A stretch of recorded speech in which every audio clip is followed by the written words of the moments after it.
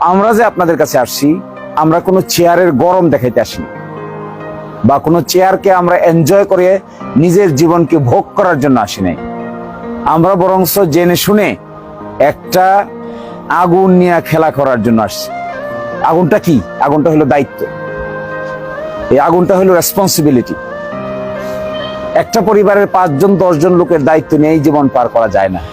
আর এখানে তো লক্ষ লক্ষ লোক, ধনী গরিব, কালো সাদা, উঁচু নিচু, দরিদ্র নিপীড়িত, নারী পুরুষ, হিন্দু মুসলমান, কত জাতির দায়িত্ব। চিন্তা করে দেখেন, আগামী কালকে থেকে পরশুদিন থেকে দুর্গাপূজা শুরু হবে। প্রায় 1 লক্ষ লোক দুর্গাপূজায় অংশগ্রহণ করবে।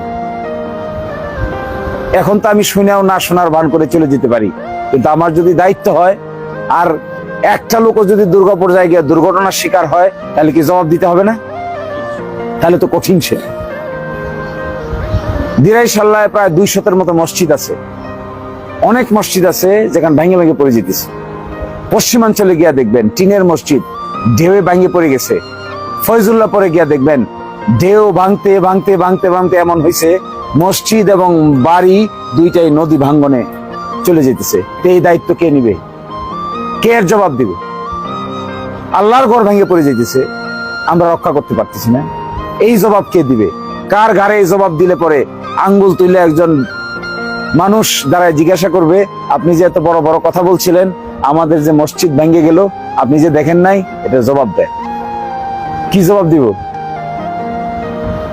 ফলে আমি আপনাদেরকে দায়িত্বের কথা বলতে আসছি, চেয়ারের গরমের কথা বলতে আসি। চেয়ারের গরম তাদের কাছে যাদের চেয়ার ছাড়া আর কোনো উপায় নাই। তারা একটা চেয়ারে বসলে খালি গরমেই দেখায়। আমরা তো চেয়ারকে গরম দেখাইতে পারবো না। আমাদের চেয়ার শুধুমাত্র মানুষের কল্যাণে যদি কাজে লাগে, তবেই এই চেয়ারে বসাটা যৌক্তিক। অন্যথায় এই চেয়ারে বসাটা একটা অগ্নি পরীক্ষা ছাড়া আর কিছুই। আমি এখানে বসলাম, এরপরে স্বাক্ষর দিলাম, এরপরে 20 লক্ষ টাকা দুর্নীতি হইলো, আমার কলমের খোঁচায় 20 লক্ষ টাকা দুর্নীতি হইলো, এর জবাব কে দিবে? কিভাবে দিব আমি? দুনিয়াতে কেউ দেখলো না, আখেরাতে কিভাবে দিব? মৃত্যুর পরে কিভাবে দিব? মৃত্যুর পরে একজন ফরিয়াদি যদি দাঁড়ায় জিজ্ঞেস করে যে আমি ছিলাম এখানকার লোক, আমার বাড়ি জগদল ইউনিয়নে একটা রাস্তা হওয়ার কথা ছিল, 1 কোটি টাকা হলে বরাদ্দ হয়েছিল, আপনি দুর্নীতি করে এটা অমুক কন্ট্রাক্টরকে দিছেন, 20 লক্ষ টাকা পাইছেন, এবার আপনি জবাব দেন, এই কারণে আমার রাস্তা হয় নাই।